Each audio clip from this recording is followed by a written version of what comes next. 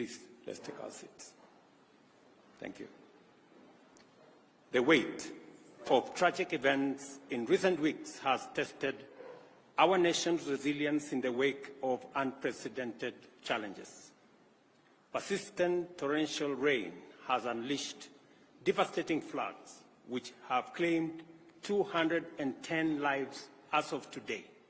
It has also caused injuries to many more and wreaked havoc on property, infrastructure, and livelihoods. No corner of our country has been spared from this havoc. The reopening date of our schools after the April holidays, which was scheduled for Monday this week, has had to be varied. Transportation has become challenging in many parts of the country due to flooded and damaged roads and bridges, and the threat of ravaging rivers and overflowing dams in downstream regions is immense. Water volumes in the Seven Forks Hydroelectric Power Dam have hit historic highs, with Masinga and Kiambere dams already spilling over through the managed spillways and threatening to overflow into neighboring settlements and causing devastation downstream in Garissa and Tana River counties. Sadly, we have not seen the last of this perilous period, as the situation is expected to escalate. Meteorological reports paint a dire picture. The rains will persist, increasing both in duration and intensity for the rest of this month and possibly after.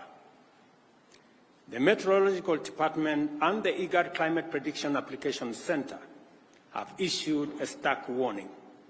Kenya may face its first ever cyclone. This cyclone, named Hidaya, could hit any time and is predicted to cause torrential rain, strong winds, and powerful and dangerous waves, which could potentially disrupt marine activities in the Indian Ocean and settlement along the Kenyan coast. Our country must act decisively and swiftly to mitigate the devastating impacts of the present crisis and protect life and property.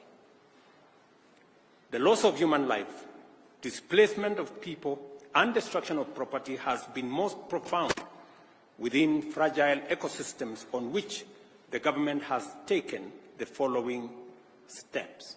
First, the government has mapped out 178 dam and water reservoirs situated within public and private lands in 33 counties, which are already full and present imminent danger to adjacent settlements and people.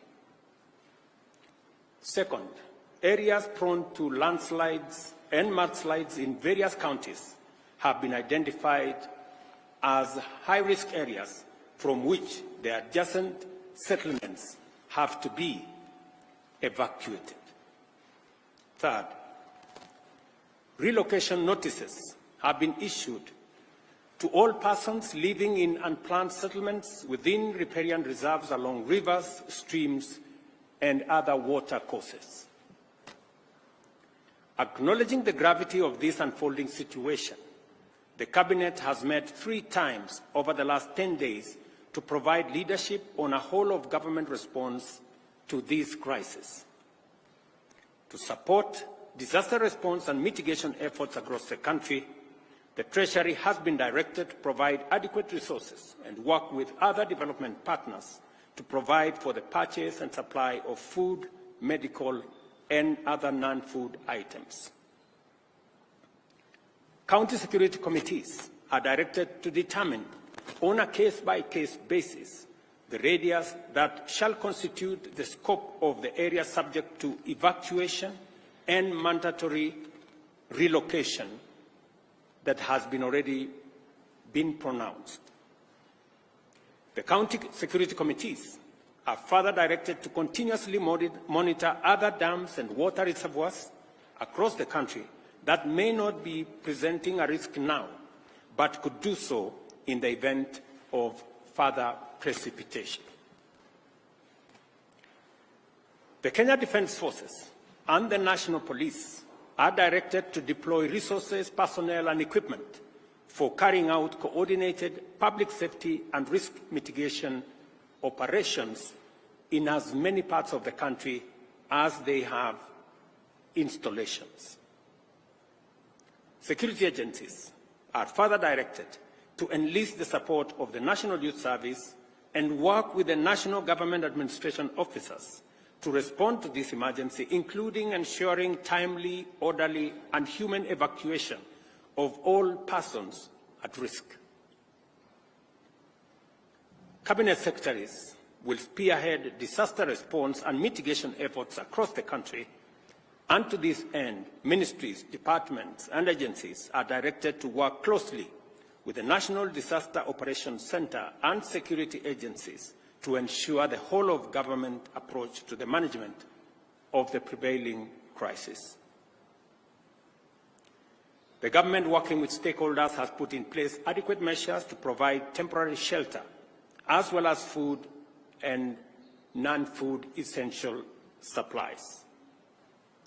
The ministry responsible for special programs is directed to work with development partners and relevant humanitarian organizations to mobilize adequate food and non-food supplies to support all affected persons in every part of the country.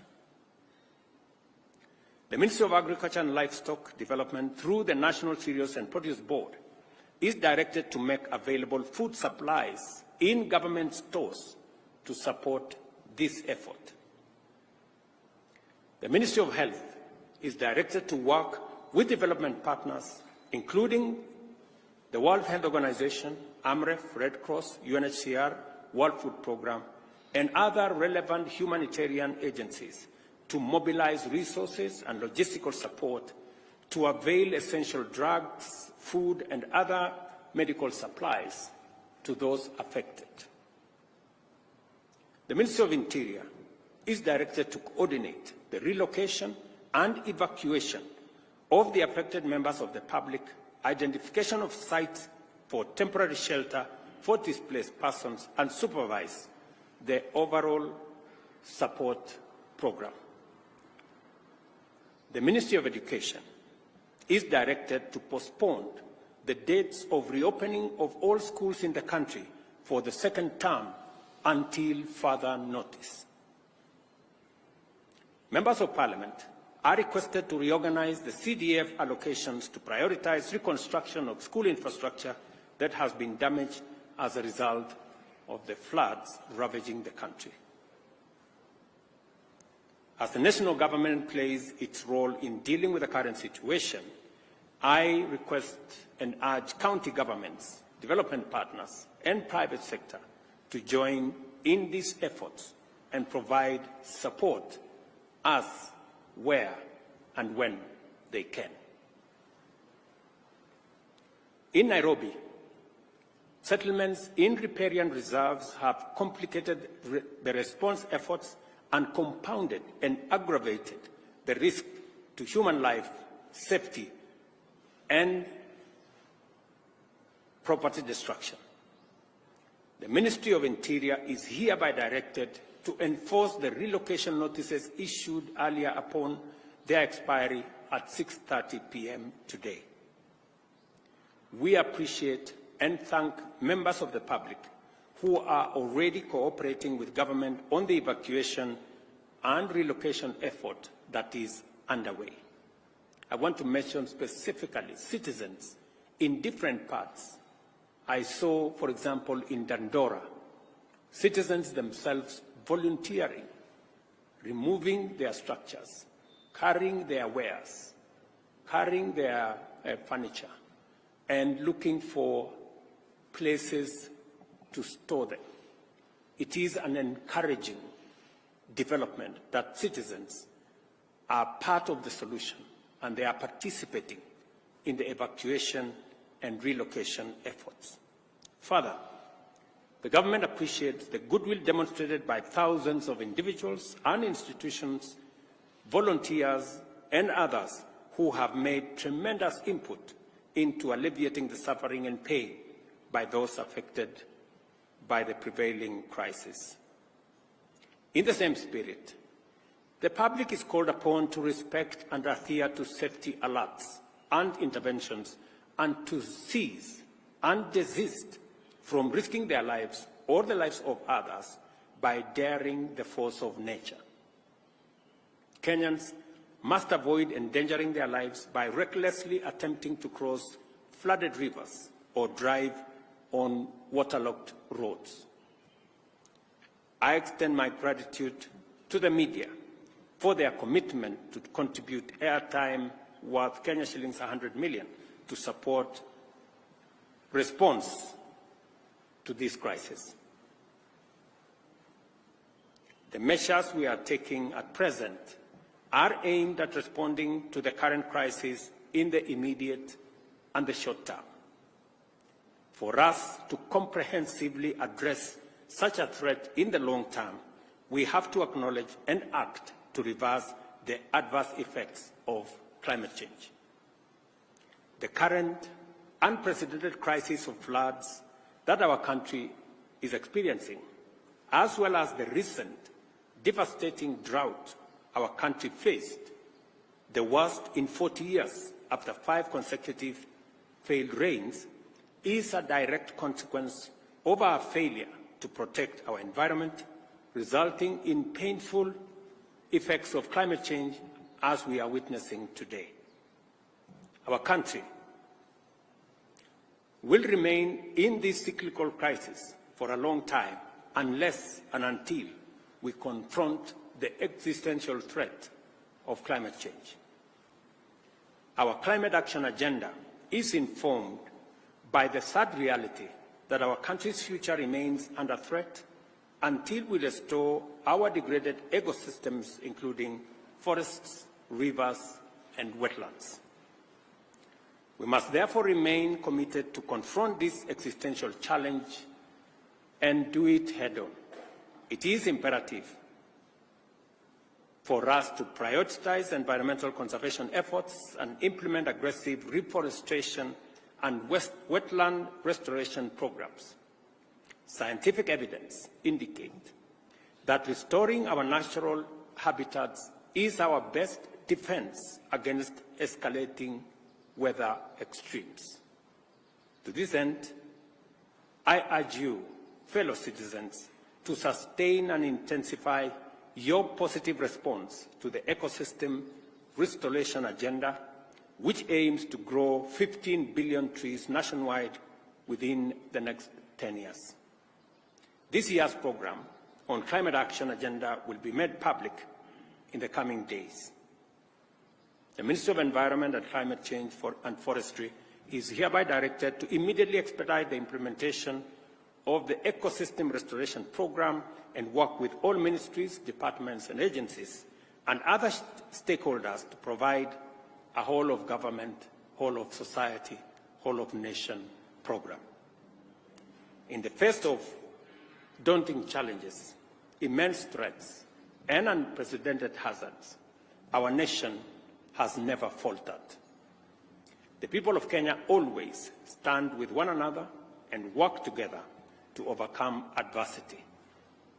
We are called upon once again to join hands in this critical juncture and support each other until this season passes, and afterwards, in all endeavors to secure a sustainable future for generations to come. Together, we will win the war against climate change, and also we will build a resilient nation.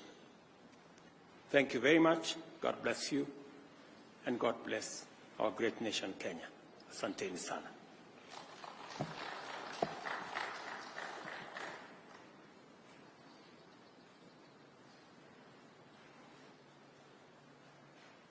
Thank you very much. Your Excellency, my name is Mwangi Maina from Inoro TV. You have said that the Treasury has been directed to provide enough funds. I would like you probably to mention how much money has the government set aside to respond to this crisis. Again, you have asked the county governments to work in collaboration with the Ministry of Interior. We have seen some counties have already started setting aside money to respond to this crisis. So how will the national government and the county government work hand in hand to ensure that there is a seamless response? Thank you. We have three things in quick succession.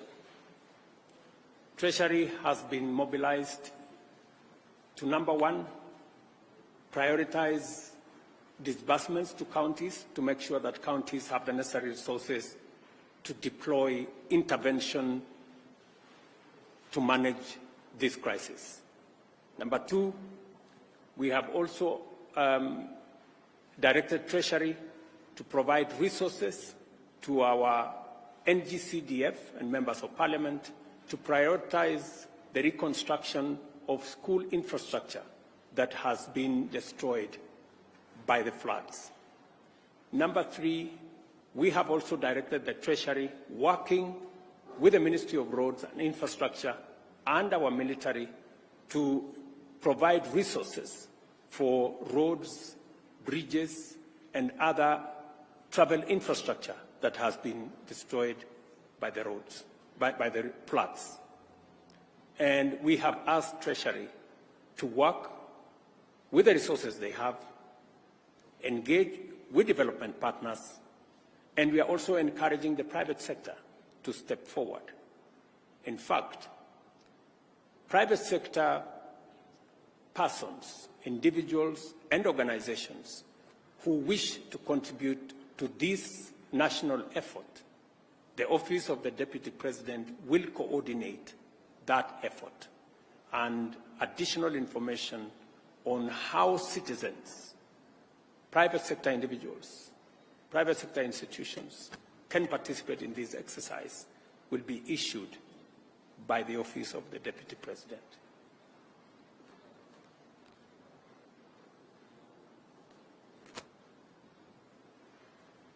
Mr. President, my name is Paul Kirobi from TV47. I have a question pertaining to the doctor's strike. How will the government ensure that Kenyans continue to get healthcare services? And another question, what is the status of the dams that were earmarked for the construction by the government? Thank you. I think let's keep to the subject of this press conference. Other matters will be handled differently. Thank you very much. Your Excellency, my name is Safina Ching from Citizen TV. I have a question. Most of the Kenyans are not sure where to go when they are receiving this warning that they should move to higher grounds. Probably just explain to us what exactly the government has done to provide order and organize them to know where to go when they are told to move to higher grounds. Members of the provincial administration, members of the national government administration officers, our security agencies are already working with communities, with county government officials, on identifying the areas that citizens can be relocated to. There is a whole of government process underway in different parts, especially in the fragile areas that we believe are dangerous and we need to evacuate citizens. So there is already a comprehensive plan run by the Ministry of Interior, working with county governments, working with communities on the ground. And that is why I was saying some community members have demonstrated tremendous patriotism and cooperation by being available to be evacuated, participating in the relocation exercise. And it is commendable that citizens themselves are taking charge of this process, working with members of the national government, the county government, and our security agencies. Naitwa Sarafina Robi kutoka KBC. Swali langu ni kuhusiana na ufunguzi wa shule. Itakuwaje kwa zile shule ambazo wanafunzi walikuwa washarejea shuleni, na vile vile kwenye Wizara ya Elimu tunatarajia kuweza kuona kusoma kupitia mfumo wa kidijitali? Wizara ya Elimu tayari iko na maagizo na maelezo ya vile mambo ya shule itaendelea kutoka hapa. Tumesema mashule yale yalikuwa yanatarajiwa kufunguliwa Jumatatu, sasa hayatafunguliwa mpaka pale mwongozo mpya utakapotolewa, na wizara inaelewa vile itashirikiana na waalimu na viongozi wa mashule kuendeleza sekta hiyo ya elimu kama janga hili litaendelea baada ya wiki ijayo. Serikali itatoa mwongozo zaidi baada ya wiki ijayo. Thank you very much. God bless you. See you next time.